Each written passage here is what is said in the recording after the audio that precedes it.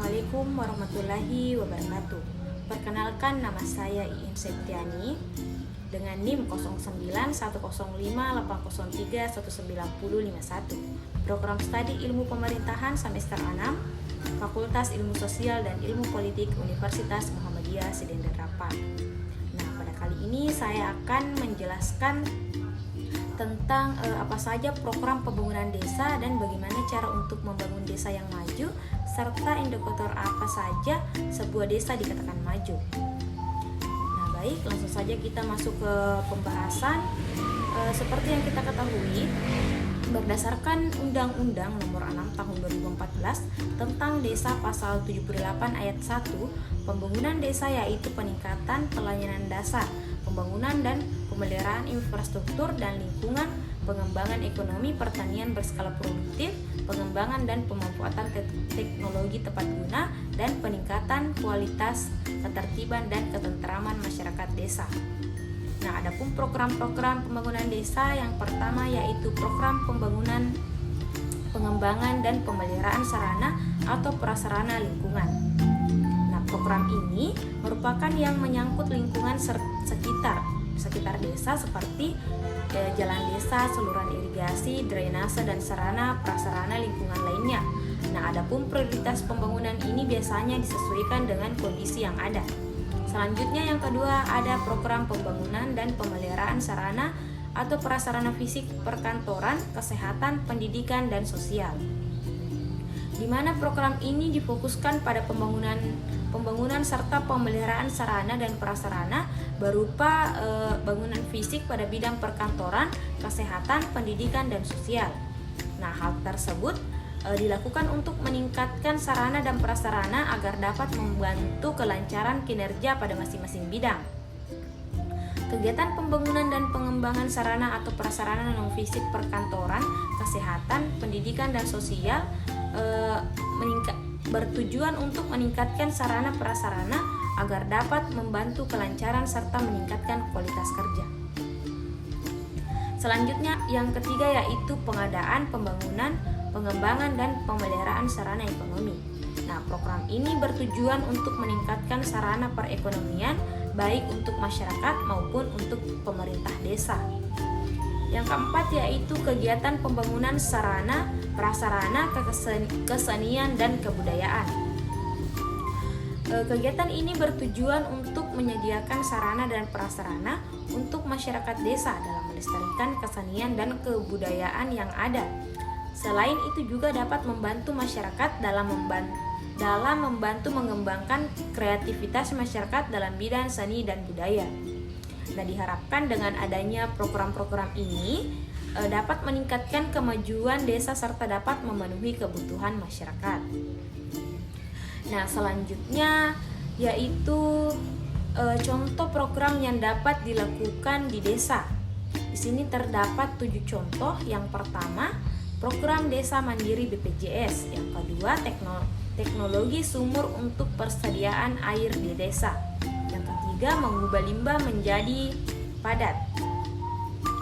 Yang keempat, pembangkit listrik tenaga mikrohidro. Yang kelima, program penyusunan informasi tanah milik warga. Yang keenam, tempat pengolahan sampah terpadu. Dan yang ketujuh, budidaya ikan di irigasi. Nah, selanjutnya yaitu cara untuk membangun desa yang maju. Nah, yang pertama ada Prukades atau program penerapan produk unggulan kawasan pedesaan. Nah, program ini memajukan desa. Yang pertama adalah dengan adanya Prukades. Program ini bertujuan untuk menciptakan produk unggulan yang diperoleh dari sumber daya desa tersebut. Dengan begitu, Prukades akan mendorong perekonomian suatu desa dalam kluster yang lebih produktif, di mana melalui program ini ada insentif khusus agar desa dapat lebih fokus untuk mengembangkan berbagai produk unggulannya. Yang kedua yaitu pembangunan embung. Nah, embung sendiri adalah penampung air yang mempunyai skala besar Karena berdasarkan pada data dari Kemendes, sebagian besar desa mengalami sulitnya ketersediaan infrastruktur untuk mengairi sawah, padahal seperti yang kita ketahui, jika perekonomian desa utamanya digerakkan dari pertanian, sehingga embung menjadi kebutuhan yang paling utama untuk membangun ekonomi desa. Nah, terlebih untuk menaikkan produksi panen sampai 2 atau 3 kali lipat setiap tahunnya. Nah, yang ketiga yaitu pembentukan BUMDes. Nah, program yang merupakan singkatan dari Badan Usaha Milik Desa ini menjadi salah satu yang diharapkan mampu jadi motor yang menggerakkan ekonomi dari desa. Nah, BUMDes dikelola dengan mengutamakan keunggulan dari suatu desa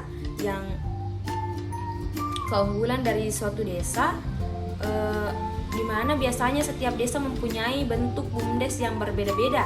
BUMDes biasa berdiri dalam bentuk pengelolaan daur ulang sampah, pengelolaan desa wisata, penyewaan tenda atau minimarket. Nah, yang keempat yaitu pembangunan sarana olahraga. Nah, program ini menggali potensi dari pemuda agar bisa lebih aktif untuk membangun desa.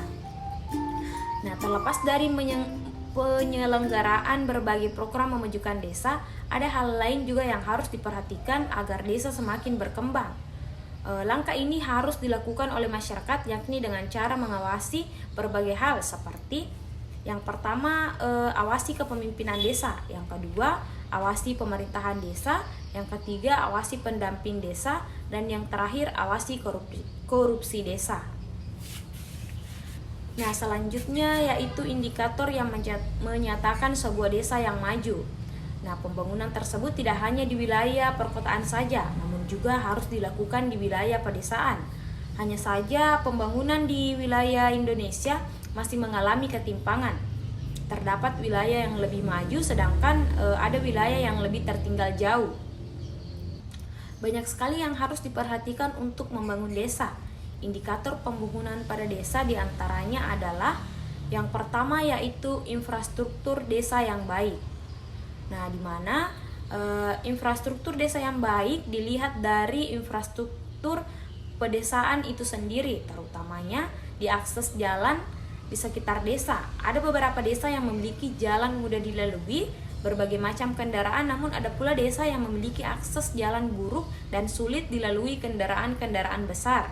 Padahal akses jalan sangatlah penting untuk menentukan kemajuan sebuah desa, di mana dengan adanya akses jalan yang mudah dilalui, maka logistik atau barang-barang produk desa akan mudah dipenuhi. Sebaliknya, akses jalan yang sulit akan membuat logistik sulit untuk membangun desa tersebut.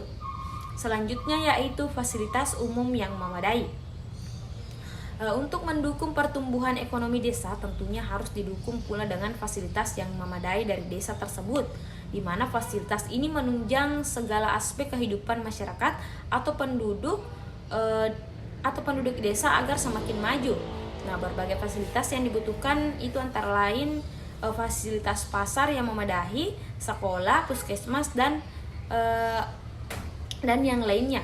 Nah, selanjutnya yaitu yang ketiga, akses informasi, di mana akses informasi yang baik bisa memajukan perekonomian desa karena penduduk desa bisa belajar dari desa atau bahkan perkotaan lainnya, sehingga apa yang sudah berhasil ditempatkan di wilayah lain bisa dicoba di desa tersebut. Akses informasi tidak hanya terbatas dari satu tempat saja, melainkan bisa dari pemerintah ke masyarakat, dari masyarakat ke pemerintahan, atau dari satu desa ke desa yang lainnya, dan berbagai pihak lain. Yang keempat yaitu kualitas sumber daya manusia yang unggul. Nah, indikator keberhasilan yang selanjutnya dapat dilihat dari kualitas sumber daya manusia yang dihasilkan.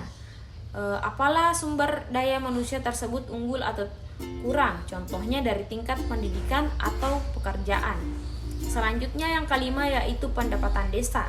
Nah, pendapatan dari penduduk desa tersebut, apakah pendapat sudah sesuai ataupun jauh di bawah rata-rata? Karena desa dikatakan sudah maju ketika pendapatan penduduknya sudah di atas rata-rata, dan desa dikatakan tertinggal jika pendapatan penduduknya masih jauh dari cukup.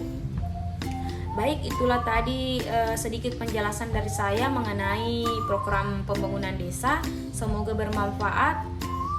Jika terdapat berbagai kesalahan kata, mohon maaf. Semoga video ini dapat bermanfaat untuk kita semua. Billahi fisabilillah, fastabikul khairat. Assalamualaikum warahmatullahi